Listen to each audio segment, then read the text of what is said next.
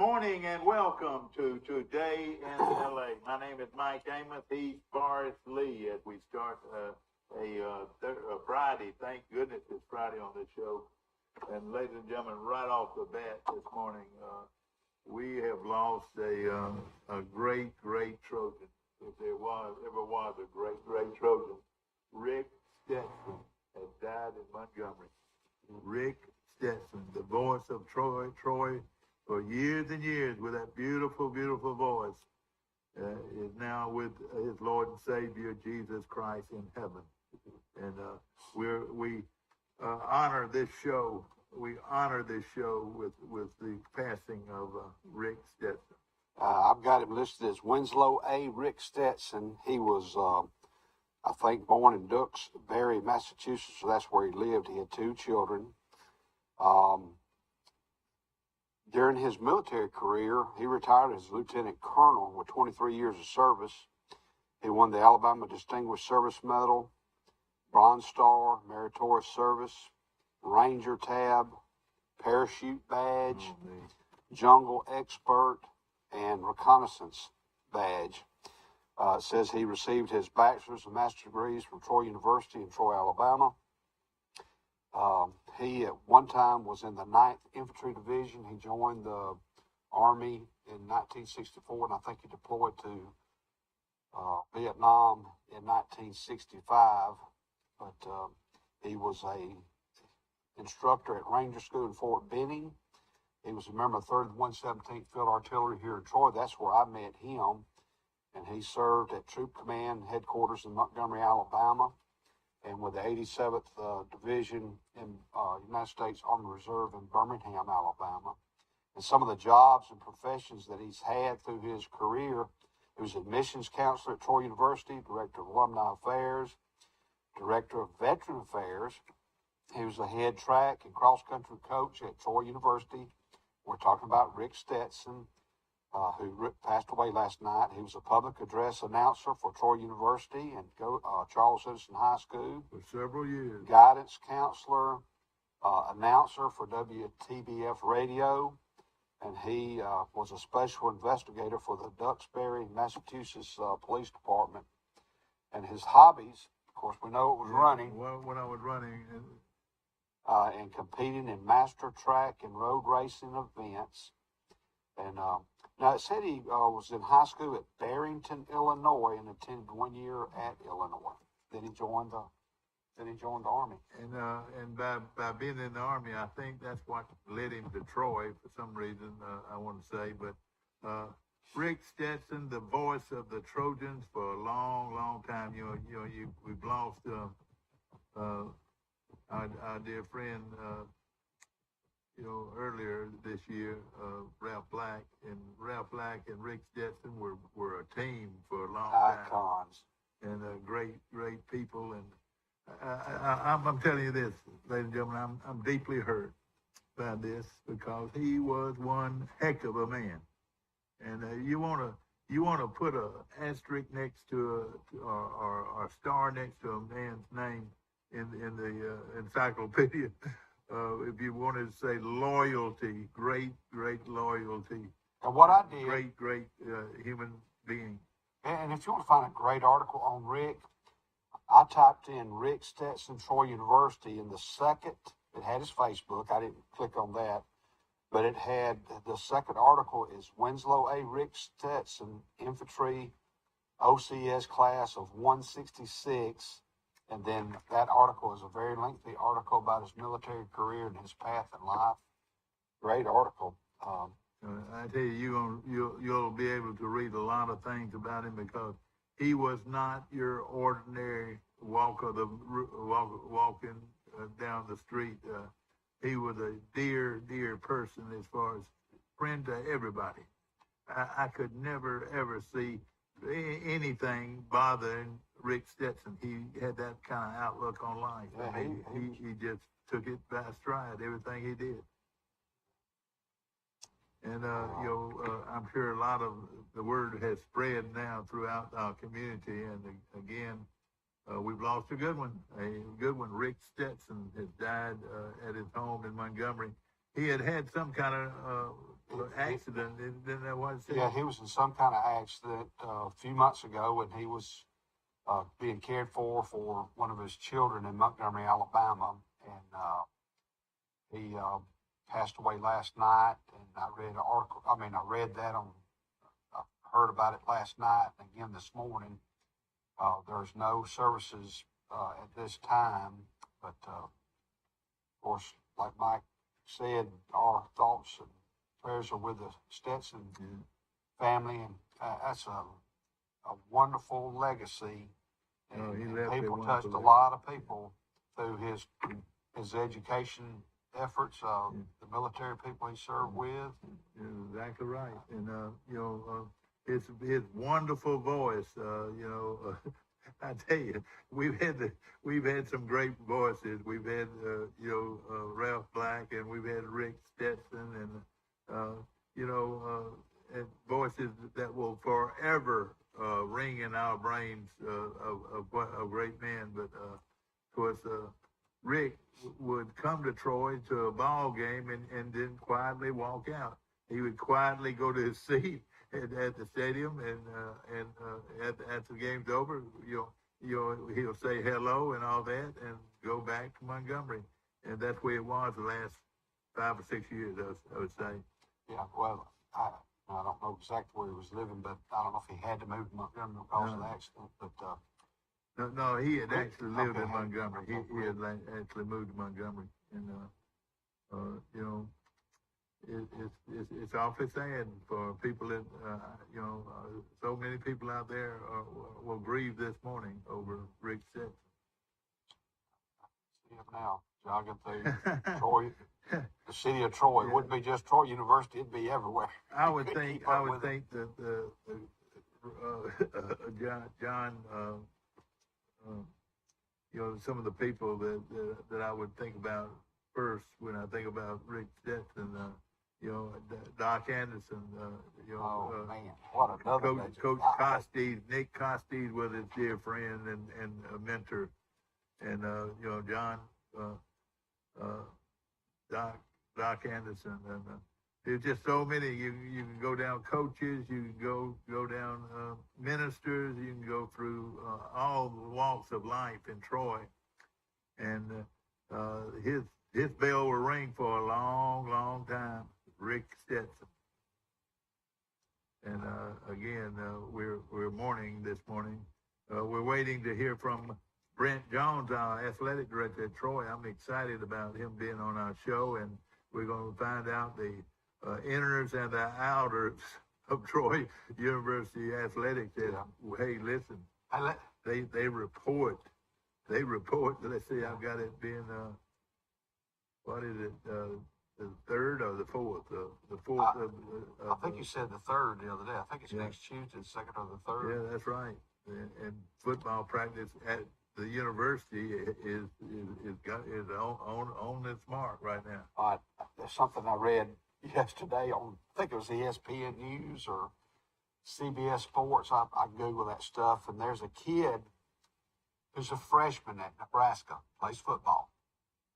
Well, he signed a NIL deal with an Omaha-based heating and cooling company. You know what his real name is? Dakotas Crawford. Dakotas. Yeah. Dakotas Crawford is his name. And he signed an NIL deal with a heating and cooling company. It's just like Kool-Aid McKinstry out of Alabama. If he hadn't signed for Kool-Aid, the company, I don't know. Our guy being the big T man, Yeah. I'll tell you though, what's that kid's name? Bradshaw that played for Troy University last year. He married a Hips girl. Sure. Yeah. And I can't think of her first name, but I always called him Pancake. Yeah. So the Pancake sponsor, he's out of it now. I think he works at Troy Bacon Trust. Oh yeah, he sure does. He got a good job with Troy Bacon Trust. I would call him Pancake. Yeah. And that'd be a good sponsor for him. Well, they're on their route to I don't know where they spent the night last night, but the they probably went all the way. They probably went all the way. Yeah, my guess. And 6 and under are there, and the 10 and under and the 15 and under are there for the World Series of girls softball, and we'll hope we can hear from some. Good morning. You're on today in L.A. How you doing? Hey, morning. Mike, I'm going to say something, and I know it's going to hurt you. Rick Stetson is dead in Montgomery, Alabama. Passed away. Passed away. Yeah. Yeah, well, that's definitely horrible news. I hate to hear that. He touched everybody, though. I guarantee you, he touched you, didn't he? Well, I mean, he was a guidance counselor and a big part of Charles Henderson Hospital for sure. And did the public address and radio. I mean, yeah, everybody knew who Mr. Stetson was. And what a man. He died at his home last night in Montgomery, and we'll probably have some next week, early next week. We'll probably have some announcements on what the arrangements will be. Mike, what's going on with you? I mean, one thing I do know for sure, he was in phenomenal shape, from what I remember. Oh yeah, he was in great shape. Doc Anderson and of course all of the folks that worked with Rick in so many ways, and then of course the great Nick Costi and Rick were very, very close, and you could go on and on. And he served in Vietnam, Michael, and he was in the service for 23 years and retired as a lieutenant colonel and finished his career with the Alabama Army National Guard. And along with now, I have to go back to Phil Kelly with another great voice in Troy history, but these were great voices in Troy history. Phil Kelly, Rick Stetson, Ralph Black, and and you could go on and on with these great people, and that supported Troy University for such a long time. Rick was a big Troy fan, Mike. He went to all the games that he could. I saw Phil. Yeah, looking on Facebook, has this been announced? How do we hear about this? Well, I saw a post. Steve Howe, was influenced a lot by Rick. He might have probably ran track for him. And one of his family members had posted something. Then I saw a post by his son this morning. But there's no arrangements to this at this time. And what we found out, he was in a bad accident a few months ago and had to have care, and he just passed away last night. In fact, I did not even know about the accident. And I didn't either. But he was a very positive person. I'll say that. He sure was. He sure was, and always had that smile on his face. I can't visualize him, but I had a smile on his face, and he was a godly man. He was just a wonderful individual. Michael, we're gonna have Ross Hickson on Monday morning. He's gonna be talking about the 19 and under who will be competing in the Mid-South Regional for the American Legion Baseball Championships. And they're going to play Wednesday, August the 3rd at 4 p.m. against Missouri. That'll be at Pelham High School, but he's going to come on Monday morning and talk about his team. And do you know what time or anything? I would love to see that game. They play at 4 o'clock Wednesday, August the 3rd, which I think is a Wednesday. Yeah, it is. Yeah, Wednesday. They'll play at Pelham High School against Missouri. Or Missouri, whichever one. And we got a couple of kids from Troy University. I mean, from this area playing. Darrell Lee, they got him listed as a center fielder. Press Jeffcoat as a pitcher, and Walker Stallworth as a pitcher. Of course, there's some other kids on here who are in our viewing area. You got Tanner Taylor, Jackson Pierce, Shelton Araro, Todd Clay, Trey Kavanaugh, Ethan Cox, Drew Shiver, Ray Jordan, Douglas Johnson, Lane Cook, Brooks Bryan, Drew Cashin, Tanner Burleson, Will Powell, and Tucker Jackson. That's a good name. Their isn't it? team manager is Ross Hickson. And now this is the 19 and under. 19 and under. All right, good. Now the other ones don't have a national tournament. They The don't? 19, Okay. the 19 and under, they Yeah, do. Okay, But, so the only team we've got in the tournament is the 19 and under. Is Yeah. that right? right. The 17 and under won the state, Yeah. Oh, and that's okay, as far yeah. as it goes. That's great, yeah. Then the 19, they move on to, bigger and better Have you things. got a list of that team that won the state?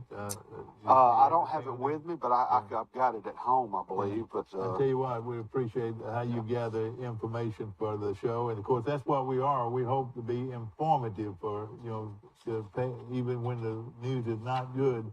We want to be an outlet for you to find out what's going on in our community. And I tell you what, Forrest Lee does a heck of a job gathering information. This show is brought to you by the Witherington Group. You're in good hands with Allstate at the Witherington Group. See Perry Green at the Witherington Group today. and he's going to be a granddaddy again. Eddie again? Yeah. The Tate boy that married yeah. Bailey Teal, they're having a baby. Oh boy, what a bloodline! Yeah. The Greens and the Teals. Yeah. No, the Tates. Yeah, or the Tates. Yeah, Tates. yeah, the Witherton, yeah. the Tates, and the Teals, and whoever Miss And- Miss Teal can sing. Oh, shit! So does that mean he's gonna be a great granddaddy? Yeah, great grandpa. That's right. Johnny Witherington, one of my favorite people, and he's one of the great Trojans. And Freddie of all time. Teal be a granddaddy. Yeah, Freddie, yeah, sure will. And I know that family very well. That's Ashley's boy, Ashley and Jeff. Yeah. That's their son. That I keep Boy, Seth and Luke mixed up. I don't know which one she's really? married to. I can see Johnny right now, and he's so serious minded. So sometimes when you see him, and one of the great people of all time in this community, Johnny Witherington. And I know he's got to be tickled to death about this that's happening in his family. When you say I'd love to just spend the day with him, Yeah. like KT Cole, Yeah. I'd just love to spend the day with that right. Well, he's a good one, and I grew up with him, and that's the reason I got my condition I've got today is because of KT Cole button heads before game. Hey, So how about you're talking about a true American, a great American? KT Cole is that. He's done so much for our armed forces in our community. Remember we got the Mega Millions tonight. If anybody wants to buy a ticket, you have until 10 p.m. Central Time. All right. It's 1.1 billion. All right, Mike, I'm heading down that way, so I'm probably going to buy 50. Probably going to buy 50 to give me a chance in that $1 billion range. Yeah, this is the second largest of all time. I already have 4 tickets.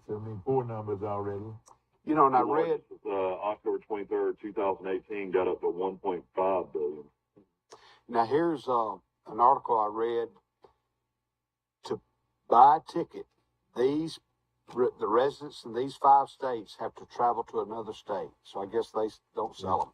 Alabama, Alaska, Hawaii, Nevada, and Utah. They must travel to other states to pick up their ticket. And only the name, the state that jots out to me is Alabama. Why not? What's the difference in Alabama and Missouri and Mississippi and Georgia? What's the difference in that Alabama, the state of Alabama? And we could be reaping those benefits for our kids' education. That's just the way I look at it. Why not Alabama? and can you believe that? The rest of those are resort cities, or states, Right. Then have casinos and all that. I don't know why. Hawaii's got that's different than everybody else, but Alabama's different, aren't they? They're definitely not in the race for all the education benefits. Well, I was. I'm gonna hold my thoughts on that. Yeah. But hey, Michael, we talked earlier. There's a kid in Nebraska called Decodist Crawford. He's a freshman at Nebraska, football player. Well, he signed an NIL deal with an Omaha-based Heating and Air Conditioning Company. The Coldest Crawford is his name.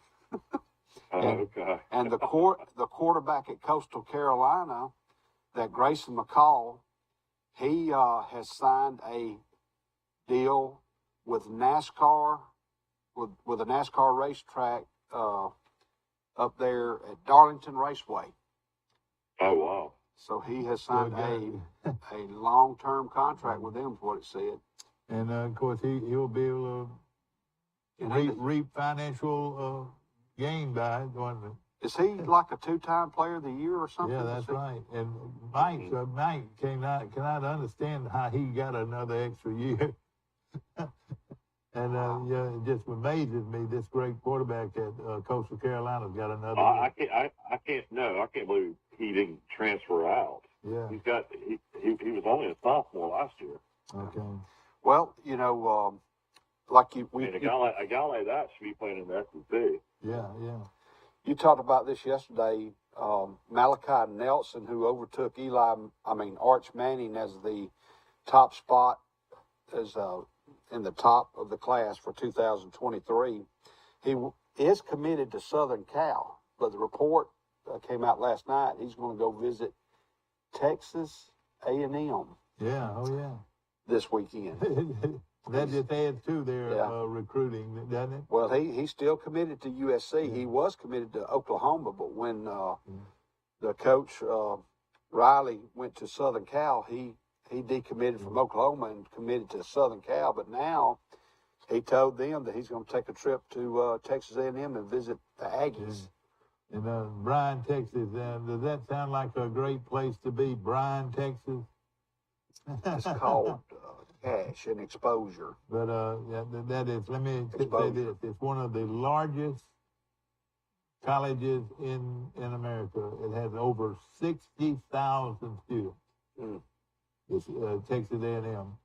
And they have a marching band that's bigger than Jacksonville State. They got a marching band that marches 555 in their band. Jacksonville, they march 500. Hey, we gotta have Don Maestri on. He could tell you all about it. I know it. I'd love to have Don on our show, and we will very shortly. Of course, we were waiting our good friend Brent Jones, the athletic director at Troy, and of course my good friend Forrest Lee's gathering information like we always want to do, gathering information, and of course, like Mike mentioned. The last night, let's say you've got until 9 o'clock tonight, Mike, to buy your lottery ticket. 10 o'clock. 10 o'clock. 10 o'clock to buy your lottery ticket. I wonder if there's going to be a traffic jam to that Sampson venue, Mike. I imagine so. You go to Eufaula. You go to that's right. Eufaula. Yeah, that's right. You can go just across the river to Eufaula, and then you've got Esto has a deal. They've got I think it's in Esto. Is that right, Mike? Esto, Florida. And yeah, right over there, right over the bridge. Yeah, that's right. And so there's going to be a lot of people, trying to take advantage of $1 billion that they give away. Mike, tell us a little history about this. Is this the largest draw ever? We've already mentioned it was the second largest. The largest has been 2018 for $1.5 billion. 1.5 billion.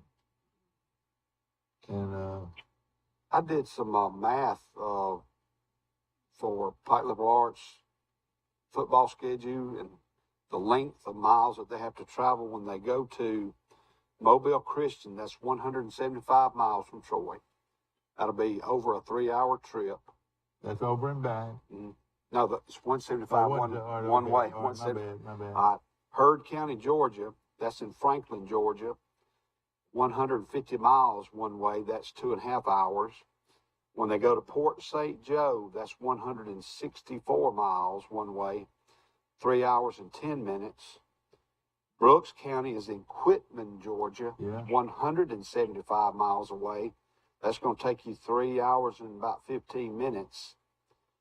You don't have to go to Faith Academy, but they're coming here. That's another 3 hours, 176 miles. But Bowden County, Georgia, and it says Bowden County, but it must be Bowden High School. It's about 175 miles away, 3 hours. That's in Carroll County. Yeah. So, hope gas prices come down a little bit. Well, it's going to be bad for the first couple of years, but then they get back on trend. Get back on and track. they should be. Tell us the league that they'll be playing in. Lou Burns. Well, they don't know what happens every 2 years. The Alabama High School Athletic Association, they redraw. They check on this based upon your enrollment, and then they reclassify the schools if need be. Well, one time, if you remember, Goshen went to 3A. So now Goshen's back down to 2A. So in 2 years, you'll check everybody's enrollment, and then you'll reclassify. And for the most part, each classification in football has between 60 to 63 teams, with the exception of 7A. They have about 35 to 40. So they're hoping that hopefully Goshen, Luverne, and all them will stay 2A and Highland Home. So they're expecting to be 2A based upon their enrollment now. And so if that's the case, they may get routed toward Luverne, Highland Home, Goshen, or Ayrton, GW Long that way. Oh, boy. Because they're 2A. They just don't know. It's perhaps the toughest 2A league out there. I can't think of any other region that would have as many good teams in it. Don't you agree? It's got some good ones. Well, when you went to 3A last year, Goshen, when you had to play Trinity, Montgomery Catholic, you had to go to Horseshoe Bend. There was somebody else way up north you had to play. I forgot who it is. Reeltown, I think, was in it. Now, another thing that we need to make clear is now this that only affects football right now. We're talking about football. Right. Because Well, the other sports, basketball and baseball, it looks like they're going to be able to play a public school schedule. sure. Yeah, they will. They will. And that could be wonderful. Yeah, well, we're playing a public school schedule now, or Pike Liberal Arts is. They're just playing people out of their area. That's right. But, you mentioned Goshen. Here's their area. Luverne, this is 2A. You got Luverne, Reeltown, Barber County. And I heard Barber County may not have a football team, but they're having trouble with numbers. They're having real trouble with numbers in football. Lynette. Good program. Real good program. Lafayette, Highland Home, Goshen, and Horseshoe Bend. So Horseshoe Bend's a pretty good travel. Lynette, Lafayette, and Reeltown, they're all in that little general area. Now for let's talk about if they go to a Region 2. Sampson, Ayrton, Wicksburg. That sounds more like it. Zion Chapel, Geneva County, Cottonwood, G.W. Long, and Abbeville. Cottonwood probably the furthest you would drive in that situation. Yeah. But, those are in that general area. So, if it stays the same, they'll be in probably one of those two areas. Yeah, and I like that last area. That's some good athletics right there. And just, for Pike County this year in football, Daleville, Ashford, New Brockton, Northside Methodist out of Dothan, Houston Academy out of Dothan, Pike County, Providence Christian out of Dothan, Opp High School, and Strawn. That's 9 teams in 3A Region 2. And I tell you what, ladies and gentlemen, a name you need to hear and know is Pike County High School. Look out for Pike County High School. Somebody told me that they had 70 plus kids. I think that's a lot of kids for Pike County. I saw some posts last night on social media of some players that are, they got some weights in the gym. They're working, doing some spotlight weight training, and so Charles Henderson's going to be good. Oh, yeah, Charles Henderson is going to be good, and we're going to have Coach on our show next week sometime. Right. We're 5A. Region 2, Greenville High School, Eufaula, Headland, Carroll of Ozark, Rehoboth, and Charles Henderson. All right, so Eufaula is dropped back down to 5A now. Yes. Is that right? Mm-hmm. Well, they're going to be tough, I'm sure. You know, I'm surprised Rehoboth hadn't moved up to 6A yet. Yeah, they're growing. I know they're that growing. area's growing, yeah. And, so that's, and here's your classification by numbers for this upcoming year, Michael. Yeah. 7A, there's 33 teams in 7A. 6A Enterprise is one of those teams. In 6A, there's 57 teams in football, and this is the Alabama High School Athletic Association. In 5A, there's 58 schools. In 4A, there's 62 schools. Boy. In 3A, there's 60 schools. In 2A, there's 60 schools competing for championships. And in 1A, there's 63. To let you know the big difference in public school and private schools, is the amount of teams that you had to beat or you had to compete against to win a championship.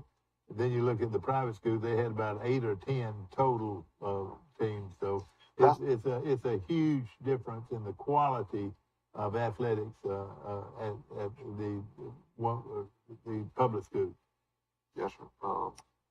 What I'm counting is that's about 393 schools in Alabama that compete in football, in 11-man football. Well, you mentioned Express Oil Change right here, and I can tell you, when I go to get my oil changed, I get them to check everything, and when I left the other day, I had a plus on everything they checked, and I like the way they did it. And of course, anytime you need your oil change, that's the place to go. Express Oil Change right here on the bypass, and they also can do mechanical work. They can rotate and balance your tires, and they can do all kinds of things with your automobile and put you off on a good route to have your car checked. Yeah, those are nice to have. I wish I had one close to me at the beach. I have to go to Destin or go to Panama City Beach. I know it. You would think somebody would put one up just right out in the middle of nowhere. You know. The water's cleared up, hadn't it, Michael? The seaweed. Yeah, it's pretty. Yeah, the water's definitely pretty. How do we look, Mike, down there this weekend? I mean, does the weather look good? There'll be another group coming in on Saturday afternoon, just like always. When do you think it'll checks out on Saturday morning. When do you think it'll stop? This will probably be the last big weekend, I would think, and then most families would probably have to leave by around Friday of next week to get ready for school. The names of the states: Georgia, Tennessee. I would say. Well, I mean, more than anything is Tennessee and Texas. Tennessee and Texas. When you look at how many players, how many people are going to the beach and spending the weekend, Georgia. Yeah, I mean, you would almost think you live in Tennessee in the summer on 30A. That's how many Tennessee people are down here. Where are they coming out of Nashville or where? Mostly Memphis and Nashville and Chattanooga. Yeah. And of course, I know the people at the Red Bar are excited about another big weekend. Yeah, I mean, I talked to some of the fishermen that go out on the boats in Grayton, and they're catching a lot of fish right now, too, so that's been good. Yeah. Michael, is that Red Bar, is it open every day of the week? Yeah, 7 days a week, 7 lunch, days a dinner. And tell you this, you can't drive your car in there. You have to catch the shuttle. They have a shuttle about a block away, 2 blocks away, and you catch the shuttle and you go to the Red Bar and you eat supper or lunch or.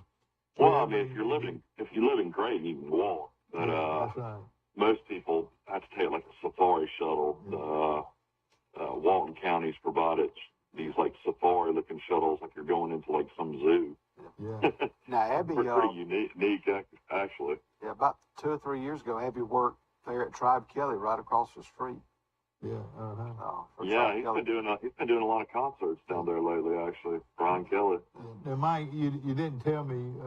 You haven't mentioned it lately, but the Wings place. Tell me how good is that, and how popular is that getting to be? I mean, it's Tringo, but I don't go and get the wings anymore because they claim there's a wing shortage in Florida, which is hard to believe. I don't know if A y'all heard wing about the shortage. I heard him talking about that on TV. But the price of wings in Florida are insane. Like, you used to get a dozen wings there for like $12.99. Now a dozen wings is $24.99. Oh God! Which There's I a will raid never on pay wings. because- There's a raid on wings. I'll never pay because I can get 10 at Publix for like $8. Yeah. That I talked to a cousin of mine who loves the Audi Yeah. stores. Oh yeah, we got And an Audi store coming to Troy. she could. I bet she talked for 20 minutes how much she loved this, that, their products. Yeah. I mean, I said, "Do you work for them?" And it's located right between the big filling station and Troy Bank and Trust Company outlet. Which one is it? It's going to be on the side of Troy Bank and Trust, on the side of Lowe's. That's But it's right. going to be between Troy Bank and Trust and the service station where Preston. Yeah, where they got the steakhouse, Preston. It's going to be right there as you're facing. You're looking over the hill from Hibbett's or from Murphy Oil. You're looking at Troy Bank and Trust. I think it's going to be to the left. Yeah, that's right. So. And one thing good about it too, also, it's a pretty large facility, and it'll have adequate parking and good in and out parking. But I talked to Bernie Sullivan yesterday. Brantley, I think, is going to have their first ever Christmas parade. Oh, wonderful! Yeah, they want to come and market that on your show one day. I would like and for them to. That'll be in December. Bernie and I go way back to Troy University. Guy. We went to school together, and he probably knows Rick Stetson because Bernie was in the National Guard for a long, long time. Yeah, no question about it. If you're in the Guard, you definitely knew Rick Stetson. And for those of you that are just joining us, the sad news, ladies and gentlemen, Rick Stetson, the great Trojan, and of course, lived in Troy for a long time, died last night, and we're awfully saddened by that information. Rick Stetson is with his Lord and Savior Jesus Christ. This tomorrow here, if you're in Troy, Alabama, the Distinguished Young Women, they're having their program tomorrow, starting at 5:00 at the Trojan Center Theater on the campus of Troy University. You can get a ticket for $10 before the show, but it's $12 at the door. So the Distinguished Young Women program will be tomorrow night on the campus of Troy University at the Trojan Center Theater at 5:00. I think there's 8 girls that will be competing in scholarship, leadership, academic, and talent. A lot of scholarships are involved in this too. This is the old junior. Junior Miss. Junior Miss. Yeah, that was so great for a long time, and it Troy had a junior miss, Jocelyn Tinkard, come all the way over from Alaska one time. Then she was like, fifth or sixth in Miss America. They used to give 10, 12, 15 scholarships a year to the junior miss. Then the state program will be in Montgomery, and then the national program will be in Mobile. Yeah. And like you said, I can remember when I was in school, at one time Troy had like 10, 11, or 12 junior misses from across the country. And they were just dynamic people, dynamic women. Let me say this. I don't know how this escaped us, Forrest, but they had the women's Trojan football women had their deal last night in the stadium. and a big football crowd. clinic for women. That's Troy, right. Yeah, they had a What they call it, Troy 101. Yeah, Troy 101, and the people that went said they had a ball, and the coaching staff was all out there, and they were running these girls through all these Drills. drills, and at the end, I think they had cocktails. They had a good time, and it was for all the women, the Trojan women. And, I bet they're sore when they get up today. If you were there, let us know. The Southern Grill and Patio, ladies and gentlemen, has the best selection of grills and outdoor accessories that you'll find anywhere. Hey, tell me about the green. Now I hear a doorbell ringing, so we should go. We will go on the air. We'll be back in just a moment. Take a break. Yeah, we're gonna take a break. He's just To go on the air. Yeah, we'll get. In the market for a new or pre-owned vehicle? We've got what you're looking for. So come see us at Bill Jackson Chevrolet Buick GMC in Troy, and you too can experience the Jackson satisfaction. Bill Jackson Chevrolet Buick GMC. These teenage years can be tricky to navigate, especially when it comes to teaching my son about managing money. I'm thankful for helpful tools like Sidekick from Max. With Sidekick, requesting and rewarding money is easy. He can earn it by completing chores, making honor roll, or simply making a request from his own app. I love that I can easily monitor his purchases and set limits to help him learn to make smart choices with his spending, even on video games. Sidekick, find it in your Max app. A personal touch, a high level of trust. Whether it's checking and savings accounts, personal or business loans, or our local friendly service. That's what Troy Bank and Trust customers expect. But now we offer more. Free identity theft protection for our new and existing customers, protecting your family's time, money, and good name from identity theft. Because protecting your identity is now a big part of our identity. Our wide selection of pre-owned vehicles looks so good, you'll think they're new. So take the short drive to Bill Jackson Ford in Troy, where you too can experience the Jackson satisfaction. Bill Jackson Ford, Troy, Alabama. 30. In the market for a new or pre-owned vehicle? We've got what you're looking for. So come see us at Bill Jackson Chevrolet Buick GMC in Troy, and you too can experience the Jackson satisfaction. Bill Jackson Chevrolet Buick GMC. These teenage years can be tricky to navigate, especially when it comes to teaching my son about managing money. I'm thankful for helpful tools like Sidekick from Max. With Sidekick, requesting and rewarding money is easy. He can earn it by completing chores, making honor roll, or simply making a request from his own app. I love that I can easily monitor his purchases and set limits to help him learn to make smart choices with his spending, even on video games. Sidekick, find it in your Max app. A personal touch, a high level of trust. Whether it's checking and savings accounts, personal or business loans, or our local friendly service. That's what Troy Bank and Trust customers expect. But now we offer more. Free identity theft protection for our new and existing customers, protecting your family's time, money, and good name from identity theft. Because protecting your identity is now a big part of our identity. Our wide selection of pre-owned vehicles looks so good, you'll think they're new. So take the short drive to Bill Jackson Ford in Troy, where you too can experience the Jackson satisfaction. Bill Jackson Ford, Troy, Alabama. And you're Back to our show, ladies and gentlemen, brought to you by Premier Dodge, Chrysler, Jeep, and Ram trucks. And, of course, got their giant sale going on. Remember, nobody beats a Ram truck. Nobody. And we appreciate them very much.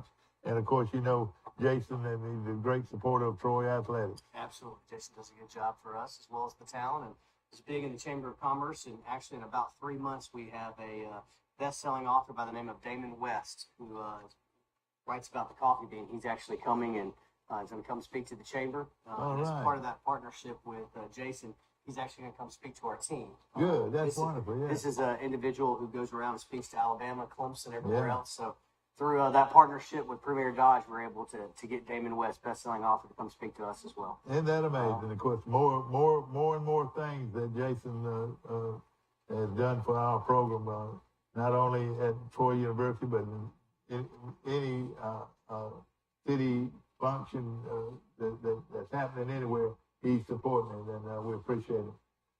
Ladies and gentlemen, Brent Jones is our guest, and he's the athletic director at Troy University. And tell us sort of how you got here. Troy. You started off at Georgia Southern, and where'd you go from there? So I played college baseball and had the great opportunity, 5 years, to be able to play that. I'm originally from Stone Mountain, Georgia. And then I decided after I graduated, what was I going to do? And so you can look out your back door and see the laser show, Stone Mountain, every night. Every night. Every night. Is that good or bad? Well, you can hear it every night. Put it that way, you can hear it every night. I got spoiled because everybody loves fireworks show, but if you're from Stone Mountain, unless it's about 15 or 20 minutes, it's not a real firework for us natives there. But if you don't know it, tell me exactly what it is. So Stone Mountain, it's an amazing park. It's owned by the state of Georgia, and they have a laser show every single night during the summer as well as during the winter as well. And so it's about a 30 to 45-minute deal. You'll have hundreds of, if not thousands of people come out there, lay a blanket down, be able to go up there, have music with the different lasers, have a fireworks show at the end. Now, do they try to get in your backyard? I mean, can you see it from your backyard? I can see it from my backyard. I cannot see the laser show, but I can see and hear the fireworks show. Golly, so yes, that's part of growing up. That is. So grew up in Stone Mountain and Georgia, and then played college baseball for 5 years. Then went and worked at Ole Miss for 2 and received my master's degree there. And then Georgia Southern for 5, marketing, communication, sales, revenue generation, social media, and then spent 6 years at Southern Miss. And then the last 5.5, almost 6 years now, I've been at Troy. The first 2.5, I was the deputy AD of external, and then the last 3 years, I've been the athletic director here. And I will tell you this, I tell this to people all the time, while I'm not a native of Troy, and I'm not an alumnus, this is my hometown, this is where I want my kids to grow up, and this is my university. It doesn't matter if I got a degree or not. This is a great place. It's a great place. We were talking offset about the softball and baseball and how this whole town wraps you up and everything else. It's a special place, and we've done a lot of great things because of Trojan Nation. From ticket sales to attendance to licensing to a lot of great things, and it's only because of this great town and alums and our great staff. Yeah, I met you last year, Coach, at Francesca's. Yes. And my wife and I were eating supper, and your kids kind of came close by, and I started talking with them, and they just asked your daughter, I told your little girl, I said, your hair is real nice. I said, who does your hair? She said, my hairdresser. She went on to name it, and then she was on the 6 and under softball team last year. They finished second in the World Series. And they all had a chance to talk, and I said, who wants to join me again? And she popped right back up here, and she was talking, and I think her little brother came. Jackson and Peyton Grace. Brent, my son Michael Amos is calling from Great Beach, Florida this morning, so he's live from down there, and of course he'll be asking questions and. Yeah, I guess the biggest question, Brent, is the new Sun Belt. You're adding James Madison, and you've got Southern Miss and Marshall and Old Dominion. I mean, it's definitely the strongest, probably non-Power 5 conference there is now in football. Don't you agree? I agree, and the Sun Belt Conference did it right with the CEOs and the athletic directors. It was very collaborative. I think you saw, even in the SEC as well as in the Big Ten, sort of caught some ADs and some CEOs off guard. That was not the case in the Sun Belt Conference. Commissioner Gill worked hand in hand with a lot of CEOs, and Chancellor Hawkins being one of those, as well as the athletic directors. And we went out and made these invites. And I will tell you this, 8 years ago, as everybody knows here, the Sun Belt Conference was left for dead. The national pundits said that Conference USA has just taken everybody that they ever wanted from the Sun Belt Conference. And if you go back and look at it, it might have been the best thing ever for the Sun Belt Conference to be able to really grow natively, to be able to pick up a Georgia State, an App State, a Georgia Southern, a Coastal Carolina. Those are 2 different national championship programs, Coastal Carolina in baseball, App State in football, Division I AA. But I will tell you this, when you see Marshall as well as Ole Miss and ODU wanting to come from Conference USA to the Sun Belt. That only shows really how strong this conference is. And I will tell you this, been here 5.5 years. One of the first things I did is I sat down and met with Coach Blakeney, and he talked about the Marshall plan. Yeah. And how they had a great, when they went from Division II to Division I AA to Division 1A, that they really wanted to base the entire program on Marshall, and how they were able to continue to win. And to see a program of that caliber that we really built our program after, when we made the transition, want to come join our conference, that tells you how great and strong the Sun Belt Conference is. And it's not just in football. Softball had 4 teams in last year. Baseball had 4 teams in this year. If you add Southern Miss, that's 5 teams. ODU would be 6. Southern Miss is the top 16 team. They hosted national champion Ole Miss, a super regional. Hosted super regional and super. So it's exciting. It really is. I think everyone's excited about the regional matchups too, and I know our fans are. You know, a dear friend of yours is the athletic director at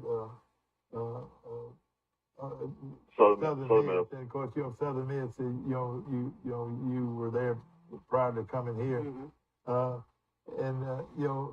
the strength of our conference when we brought that much in, to me, was Southern Miss is as far as total success overall, and so by you being friends with the athletic director and when you worked with them for a long time, it just further enhances our program.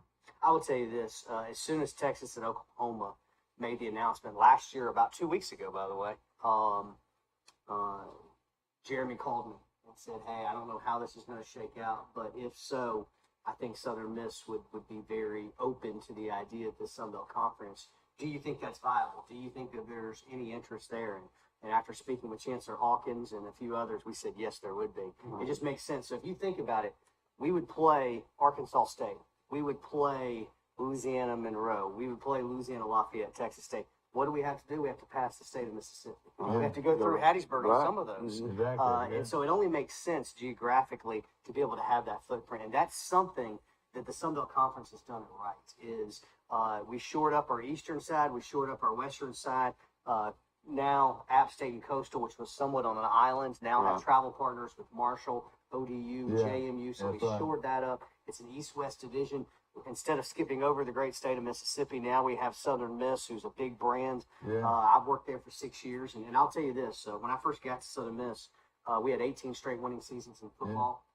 So you had literally freshmen on college who had never seen Southern Miss at a losing season. 10 straight bowl games, and they had gone up and down, as some programs do.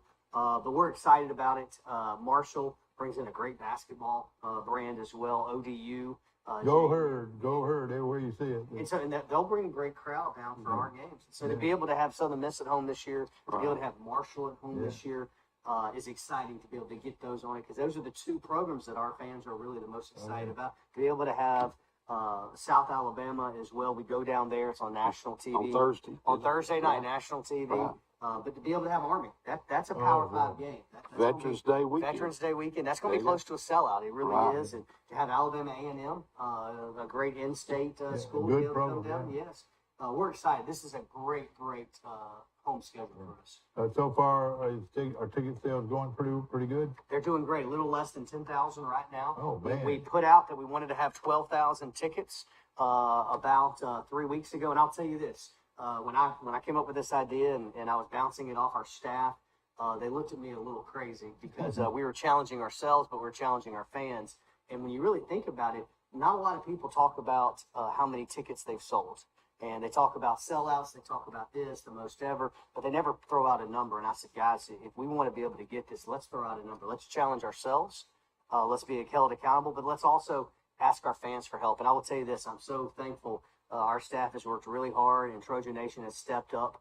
But in the last 3 weeks since we've announced it, we sold over additional 1,000 new season tickets. Oh, man. So we're well on our way to hitting that 12,000. We still have a month, almost 5 weeks to be able to get there. We'll still be selling tickets through Alabama A&M. So it's called Pack the Vet. You can purchase tickets in groups of 25 or 50.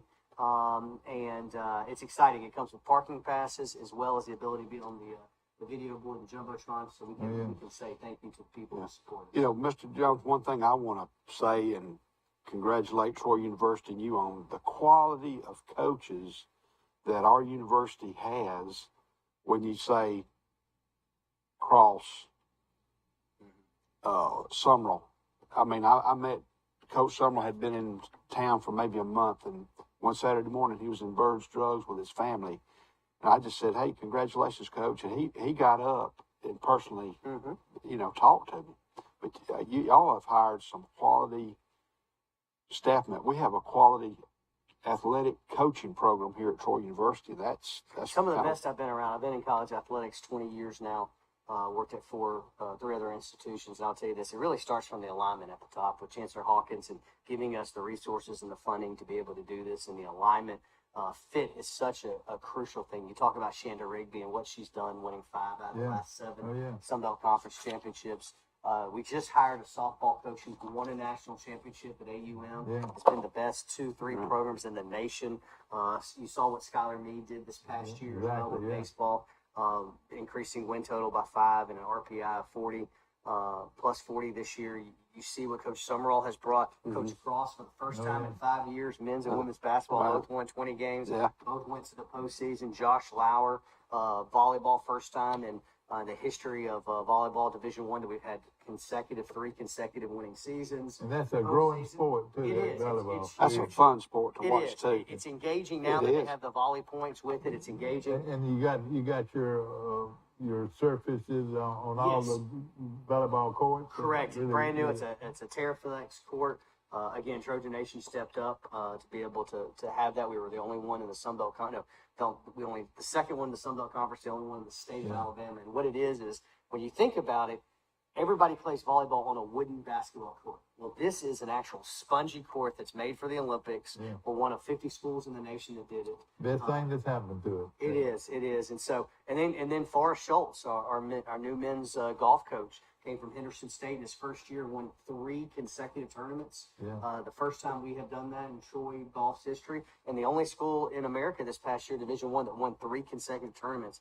And I'm just going to put this out there. How tough it is to win a tournament. You're playing against 10, 12, 16 teams, and you have to have 4 guys shoot as low as they can to get it. It's super tough to do that. So if you look across it from softball, baseball, men's and women's basketball, volleyball, tennis, Rolando Vargas continues to do a great job. Almost 20 wins again, back to back.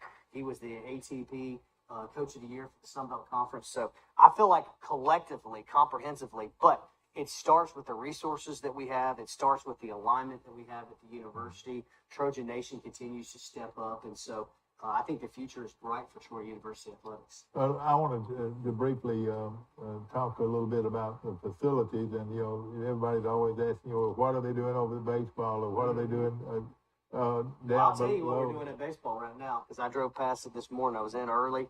Now, let me say one thing about this guy before we get going real good this morning. He is a early morning guy that's going to be there before more or less all your coaches. Yes, sir. I was in at 6 a.m. this morning. Yes, sir. That's the only way I know how. But as I drove past Riddle Pace Field, we have taken all of the stands off completely. So all of the aluminum that is there, and now we are putting concrete in there. So these concrete pillars are going up. This is going to be, as Chancellor Hawkins talked about, it's going to be the gym of the Sun Belt Conference. And we have a really, really good baseball league.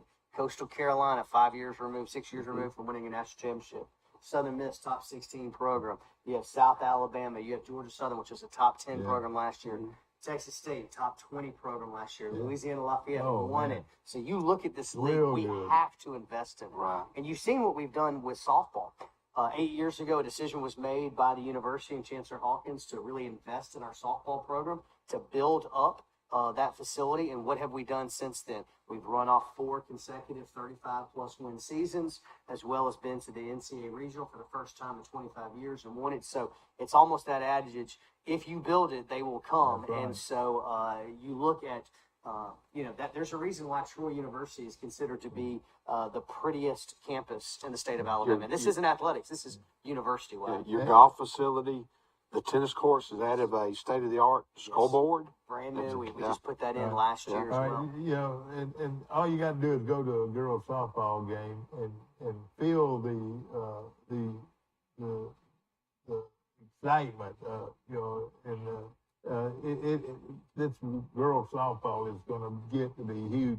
You'll end up having to add more seats before long. Well, we'd love to. And what's great in baseball and softball, volleyball, and a few of these others, that we get to play all of our in-state schools as well. So we hosted Alabama last year. Right. We hosted South Alabama, UAB, North Alabama, as well as Auburn. And so it's exciting to be able to have that. We hosted FSU, who's the number 2 team in the nation, Sure did. with a all-time attendance crowd. So it's really exciting. I will tell you this: the baseball's going on really well. They're putting up the pillars. They're putting up the concrete. It's a $12 million stadium renovation. Every single seat's going to have a chair back. That's what I like. So you always have had a chair back because you had lower seats, but now it's going to be everywhere. That's right. But I'm going to tell you this: the chair back seats that have been lower, we're expanding it out a little bit. They're going to be cushioned seats as well. So it's not going to be the hard seat that everybody has. And we're going to have an RBI club up down the first base line, inside outside seating. Think of just the stadium club where you're able to have food and drinks prior to the game and during the game. That's what we're doing for baseball. Right. So we're going to roll that out in the next month or so. Well, we're going to pull some of those guys that are out in left field. We're going to pull them into the ballpark. Oh, I've already had some people want to buy tickets from me. Yes. Is there any future plans for an indoor practice facility for athletics, football? With that, I'll tell you this: I think we always need to look at where we're at across the board, whatever that may be. And so we're going to be building out a strategic plan. As part of that, it's a facilities master plan to see where we need to go. The main thing that we're focused on right now is finishing up this baseball stadium. And so once this baseball stadium, which becomes the gem of the Sun Belt, then we'll take a look at what are some of the other needs that we have, whether that be tennis, golf, whether that be soccer, as well as football. But I will tell you this, from the support of the community, the support of the university, we're always looking to grow to see how we can do it. But as you know, inflationary prices are out of control right now. So we were very lucky to be able to get it in this baseball project. And again, that goes back to the university and the administration and how we're able to lock that in right now.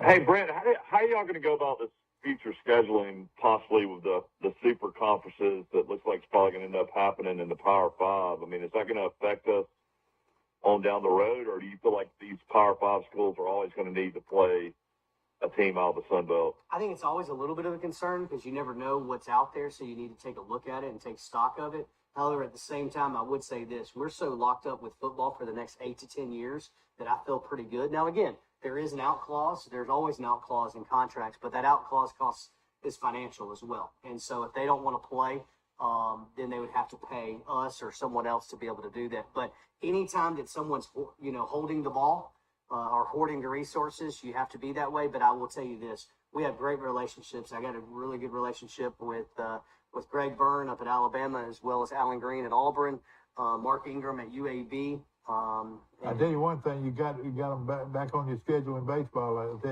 We do, and so you just have to have good relationships all the way around, and make sure that they want to play. So I feel good about where we are over the next 6 to 8 years of football. We're going to put you on hold, Mike, a second. I don't see very well on this. Let's see here. Forrest Lee. Good morning. You're on to the day in L.A. How you doing? you still got them on hold, Mike. Hit transfer in that middle button over there. I can't see it. Okay. Up there. All right, there we go. Well, this middle button Good right morning. there. all right, good morning to you. Hey, this is Faith Ward calling. How you doing, Faith? I'm doing great. How are y'all this morning? Are you wore out from last night, Faith? Did they wear you out? No, it was so much fun. What a great success, Brent. That was just enormous. It was so good. And everybody I talked to enjoyed it. They're talking about it this morning. So just wanted to call in. Crowd and your support means a lot, Faith. It was really exciting. I know my wife and child were out there, and they got home late and they loved it. Tell us about it. What we're talking about this morning, Faith. Well, it's the women's clinic. What we used to refer to as Football 101, but it's now the women's clinic. I have never seen that many people there. Of course, mostly women, but a few men sprinkled in between. And, they get to hear from all the coaches and the student athletes and actually have drills with them and put on the helmets and just have a great time getting to know the staff of our football staff much, much better. And those helmets are heavy, aren't they? They are heavy, and it was hot. Yeah. And so, when we're up in our seats and we're yelling at the football players saying they're not doing their job, well, guess what? We're not out there in that heat and on that pellet, that are so hot. And so you get a little bit of taste of what they have to go through just to be on that field. Did y'all use the end zone or did y'all use the stadium club? Both. Both of them? Both. And so there was a tour of the north end zone. We had the stadium club. Yeah. And then it ended on the field with everybody going Gosh, through drills. I felt like I wasn't welcome, but evidently I could have gotten by going to that. Well, a shout out to, I know Brent feels the same way, for all the people that helped us, because the food was wonderful. It was just an excellent job all the way around, and you could just feel the excitement in the air that we're ready to kick off for this football season. But Brent, I wanted to also challenge the audience, our Trojan Nation, because the alumni board stepped up and purchased some of the Pack the Vet tickets for that initiative, and I just think it's something that we all need to get behind. And so I want to challenge the Trojan Nation to get behind that. Call the office today and order you a Pack the Vet package, and you can share it with all your friends and family. And also, y'all were talking about the baseball stadium, and we're all excited about the new stadium. And our Christmas ornament this year at the alumni office will be the stadium. We've done football in the past. We did Trojan Arena when we built the arena, and now we're going to do the baseball facility, and we are excited about that. That's those charms, those wonderful charms. This thing been going on 30 years, hasn't it, Faith, the charm program? Almost 30, ever since I've been here, which was 1997, and I've been here. This will be my 26th football season at Troy. So, all true Trojans will have this charm on their tree this that's Christmas. Right.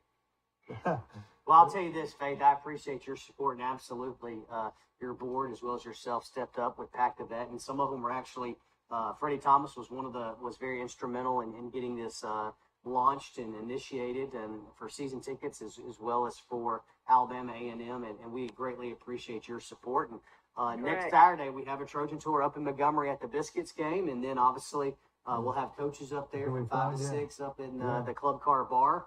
And then in about 2 weeks from later, we'll have our drawdown, which will be one of the best events that's ever put on. The drawdown. That's correct. What's the date on the drawdown now? It's the 20th. The 20th. And, of course, that is one of the great events every year for Troy Athletics. And if you want to get in the in crowd, come on out. Make sure you got tickets and come on out and enjoy a wonderful night as I used to call it Troy University Football Night. There it is. It's appreciation. That's exactly what it is. And everything. We're excited about it. Well, Miss Faith, this is far as the Ole Miss setup. What will be available for members there in Ole Miss? Oh, yes, we're excited about that. We've been working on it probably 6 or 8 months, because to be able to get in the Grove, which is where our tailgate will be, it takes a lot of preparation, but we are excited to be able to bring that to our alumni, because we will be in the Grove and get to experience that. I know that's on a lot of people's bucket list. The mecca of college football tailgating, I would say. Wouldn't you say? Absolutely. So since the game kicks off at 3, we'll open the tailgate at 1 o'clock, and I'll have a map that I'll send out to everybody so they'll know exactly where we're located. But as far as I can understand, they put us in a really nice place, and we are so excited. Freddie Thomas, you mentioned him a few minutes ago, and Freddie had a meeting of his Trojan Tailgater group, and I went up last Sunday and spoke to them, and he predicted that we were going to win against Ole Miss 14-7. And so I told John Summerall that the other day at his golf tournament, and he said, I'll take that all day long. And so that's our mantra now, 14-7. And if we do that, we're going to go back to the tailgate terrace, to the Grove, and we're going to party some more after the game. But, yeah, we're excited to bring that tailgate to you, and thank you for mentioning that. Guys, I'm going to get to work now, but Brent, thank you so much for all you do. Hold on 1 second. Now, if you're not a member of the Troy University National Alumni Association or one of the local clubs, you need to call the alumni office today, Faith. Right. So get signed up before the Grove so you can eat and drink for free. If not, you can pay to come to the tailgate, but we'd rather have you as a member, of course. And so do it before we leave to go to Oxford. Yeah, it's going to be a lot of fun. Thank you, Faith. You have a great day. Thank you, Brent, for all you do. I appreciate you. Take care.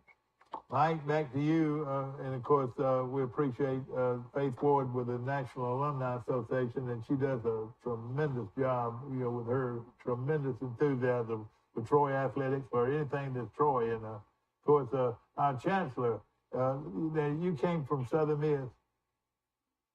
I just cannot foresee any other college president that has a hands-on approach that Chancellor Hawkins. It's amazing. It really is. And so, when we went through this whole Sunbelt Conference expansion, Chancellor Hawkins, who 8 years ago was the actual chair of the Sunbelt Conference at that time. So he's been through the expansion before. And so for Commissioner Gill to really lean on him, the other CEOs. But one thing that Chancellor Hawkins said, and I'll never forget it, and it's been spoken a few times, is that he said, look, we have to stay together.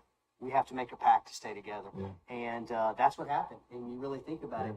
Everyone else was really vying for themselves, but when he said that, everybody looked around the room, and we really stayed together. And because that we stayed together, that's how we were able to get the Southern Miss, the Marshall, the ODU, the JMU, because we're stronger in numbers. And so it's extremely exciting. But yes, absolutely, to be able to have his support as well as all the university support.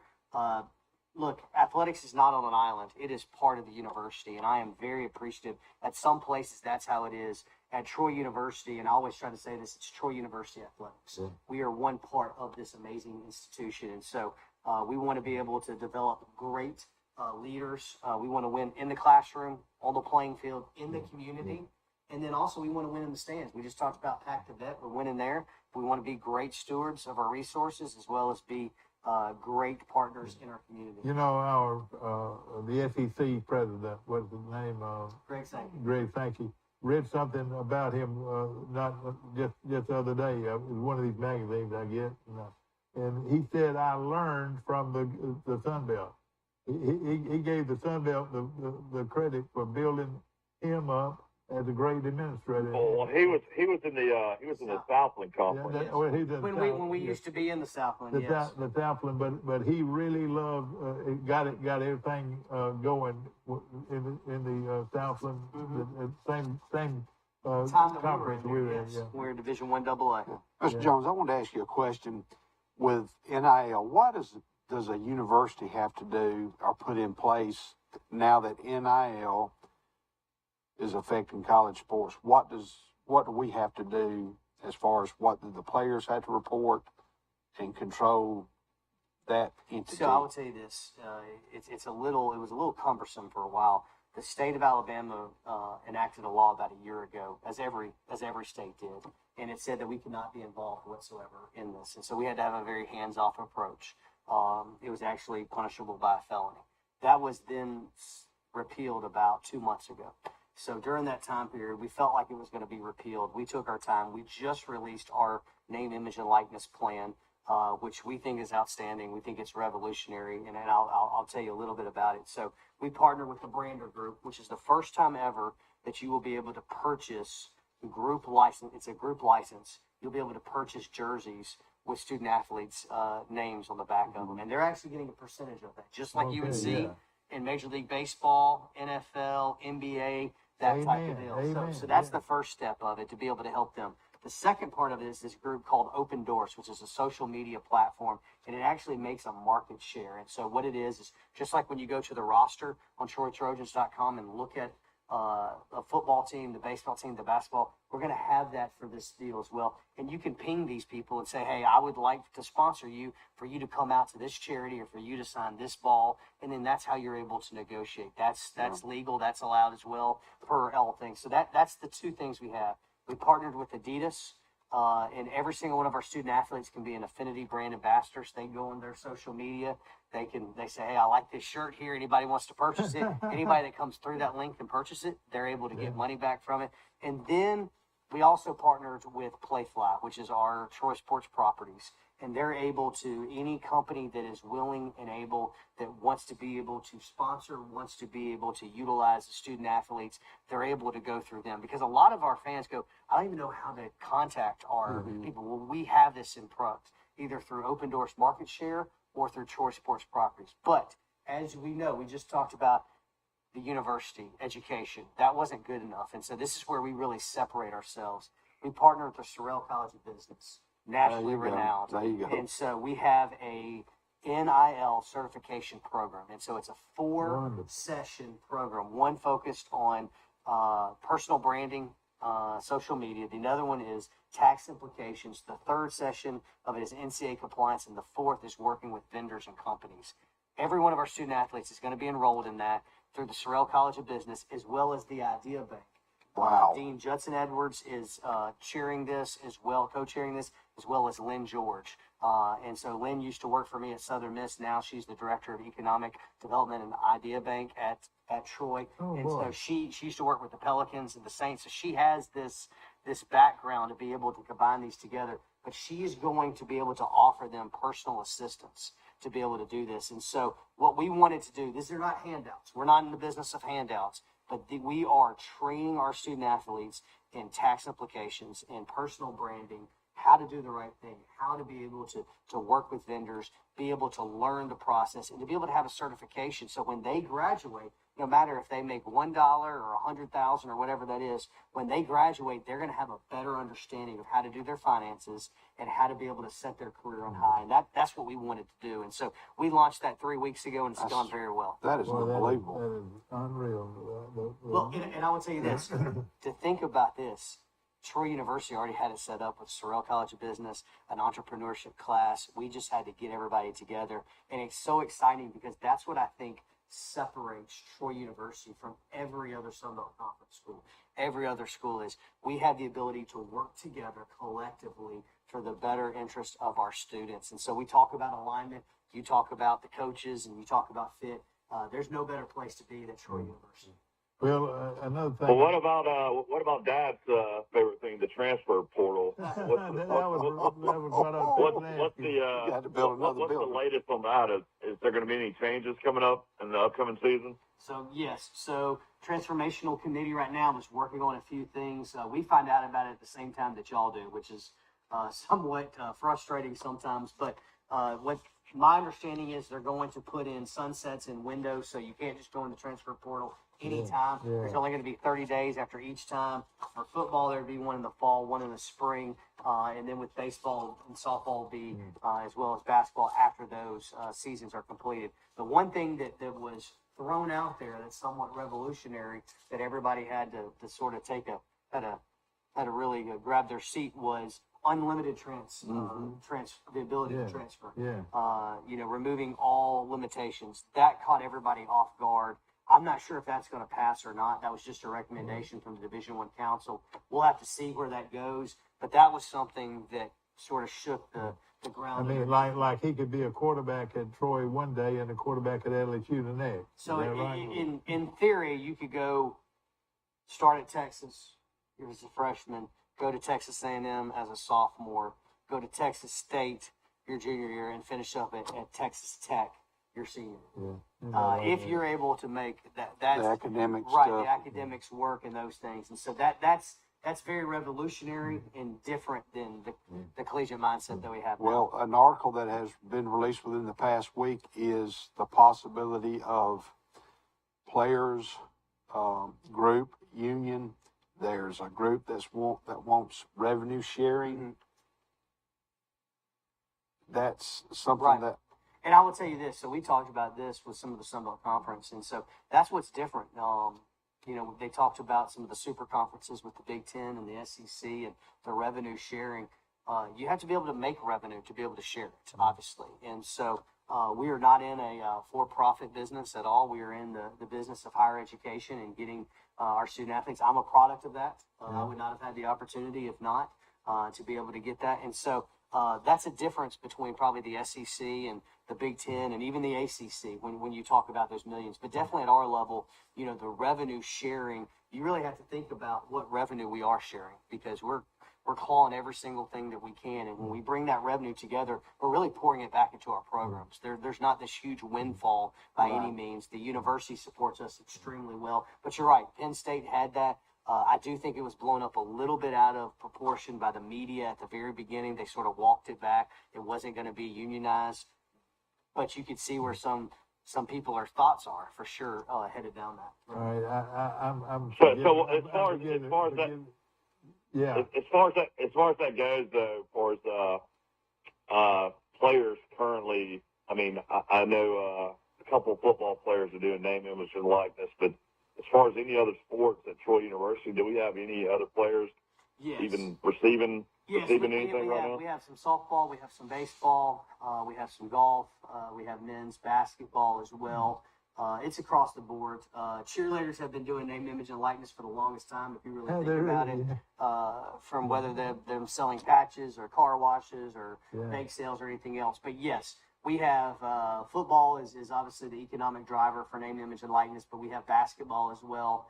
We have softball. I think you saw the great Leanna Johnson. She's doing camps right now in Brantley and in Luverne as well. And so they're putting a lot of sweat equity if you're doing camps this summer, because it's hot out there. I was going to ask you about Title IX. You know, we seem to be going through Title IX the way we're supposed to be, and you know, we're talking about women's sports.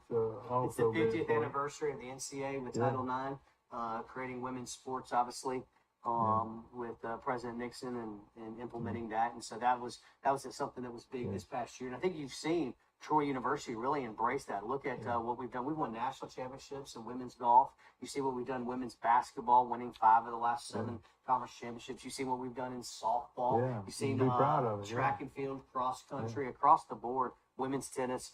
Troy University, not only do we have a strong men's program, but we have an equally strong women's program as well. You know, I'd be interested for Brent. I don't know if you could do it off the fly like this, but what's the breakdown on every sport for scholarships? I think people would be surprised, like full scholarships. Oh, okay. So, yeah, they're very few.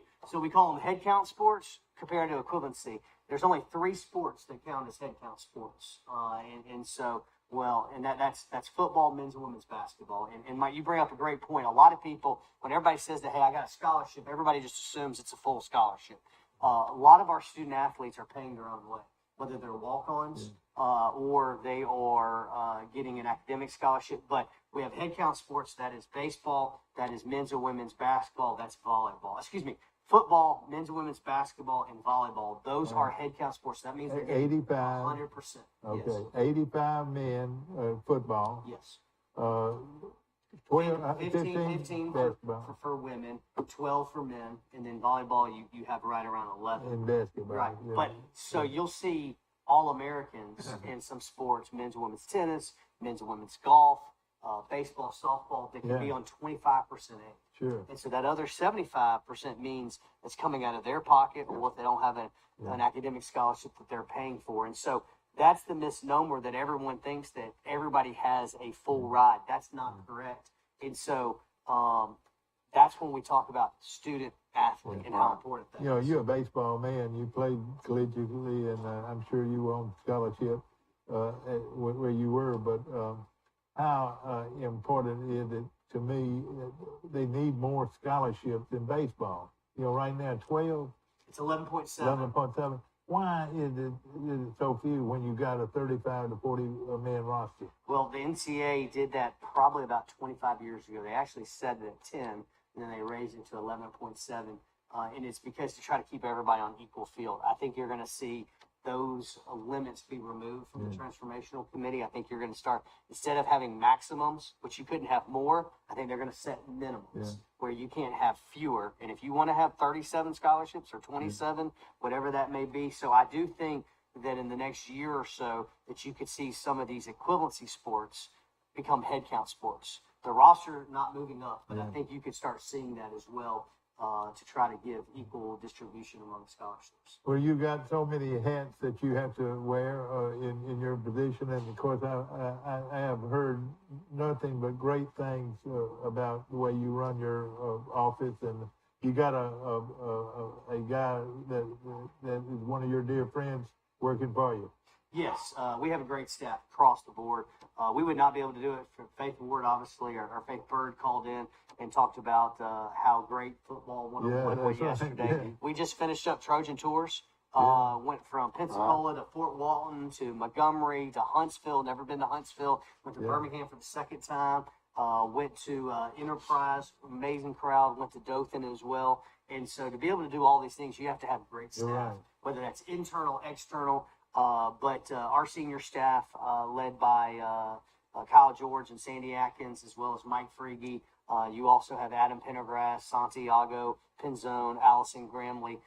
You're only as good. You're only as good as your staff. And just like we talk about with our coaches, talk about this as well. Coaches don't play.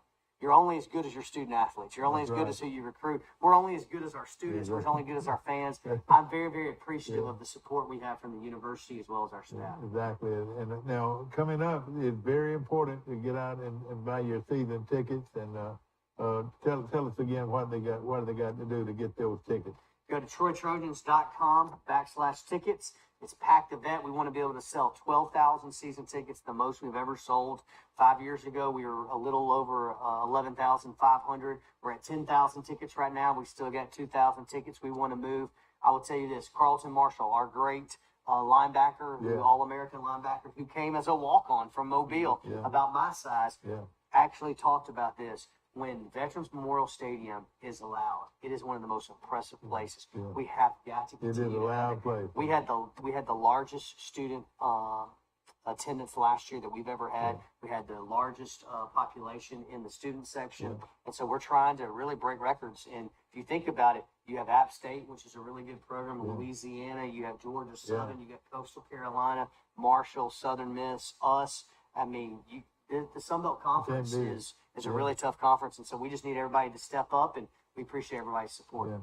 And of course, we appreciate you and what you do, and of course, ladies and gentlemen, you can talk about everything, all these sports and everything, but the thing we've got to do is to support it financially, support it, and also put fannies in the stands, what I say. Yes. And of course, it's going to be a great year, and maybe the best 6-team schedule that we've had in quite a while, and it's all about oneness. They call it Troy University, one and for all. And we're going to support it from this end, and we everywhere you go. How about putting up a sign, "Go Troy"? Absolutely. Like we were talking the other day. Michael talks about it all the time. Going to a Marshall, and everywhere you go, you see "Go Herd," a sign saying "Go Herd." But how about us, a sign saying "Go Troy"? Absolutely. Go Troy. Go Troy. I like it. And I challenge you to do that, ladies and gentlemen. At your home, maybe we could get some signs made up to stick in people's yards. Go Troy. Now I got a question. So obviously with Trojan Walk, you started every time. That's by right. Getting people fired up. Are you going to do that again this year? Yes, if they want me to, I'll do it. Hey, we always want you to, Mike. We are. Troy. We are. Troy.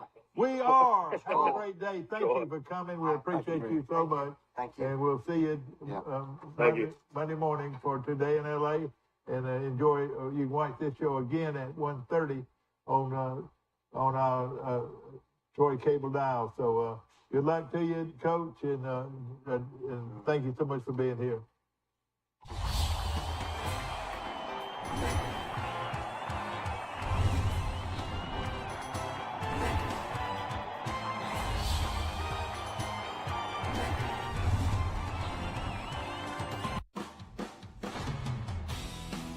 In the market for a new or pre-owned vehicle? We've got what you're looking for. So come see us at Bill Jackson Chevrolet Buick GMC in Troy, and you too can experience